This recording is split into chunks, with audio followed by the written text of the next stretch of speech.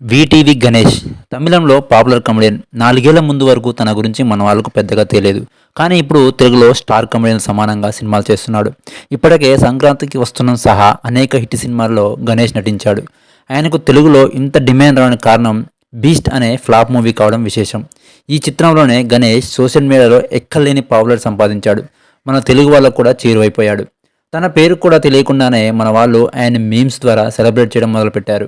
Vijay beast సినిమాలో ఓ సన్నివేశంలో ఎవడ్రా నువ్వు ఇంత టాలెంట్లా ఉన్నావంటూ ఓ డైలాగ్ చెప్తాడు వీటీవీ గణేష్.